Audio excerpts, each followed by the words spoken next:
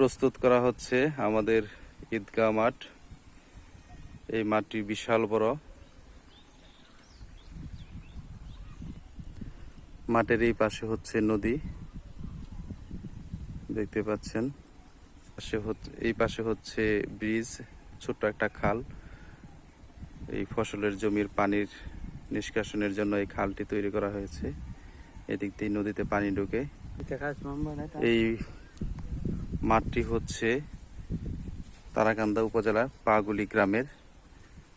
আর এই মাঠটি খুবই ঐতিহ্যবাহী একটি মাঠ, যেখানে হাজার হাজার মুসল্লি ঈদের নামাজ আদায় করে। মোটামুটি প্রস্তুত করা হচ্ছে। নিচের কিছু ঘাস এবং আগাছা ছিল, সেগুলো পরিষ্কার করা হয়েছে অলরেডি। আর কিছু কাজ বাকি আছে, দেখতে পাচ্ছেন কিছু ময়লা রয়েছে, সেগুলো পরিষ্কার করা হবে 2-1 দিনের মধ্যেই।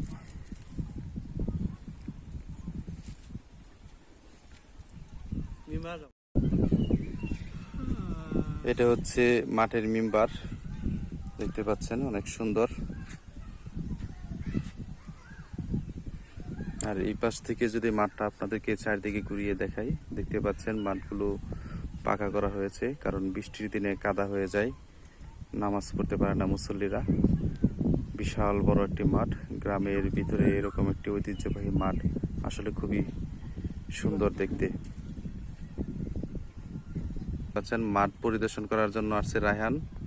রায়হান, ঈদ সম্পর্কে তোর কোনো ধারণা আছে? রোজার ঈদ ধারণা নাই? কোনো ধারণা নাই? ঈদ কি খায় না মাথায় দেয়? ঈদ কি খায় না মাথায় দেয়? আপনি জানেন, আমি কি করি? আচ্ছা, ঈদের মার্কেট কি করছস? ঈদের মার্কেট কি করছস? কিছু করতেছি না, ঈদের মার্কেট। ঈদের মার্কেট নাই? ভিডিও করতে না। ভিডিও করছস না? আচ্ছা দি, এই এদিকে মাইনু আছে, মাইনুর এদিকে। মাইনু কি করস? মাইনু তো মেলাটিয়ার মার্কেট করে লাইছে। কি কি মার্কেট করছস? আডুসরা ফ্যান কিনছি, সেটা সিরামিরা কিনছি। আচ্ছা, তুই কি সবসময় মাঠের মধ্যে থাকস? না, এনার এই মাঠের মধ্যে মনে হয় বইয়ে থাকি। মানুষ তো আয় বছরে 2 দিন, আর তুই কি বছরে প্রতিদিন এনে বসে থাকস? হ্যাঁ, বইয়ে থাকি, ভালো লাগে। ভালোই লাগে না?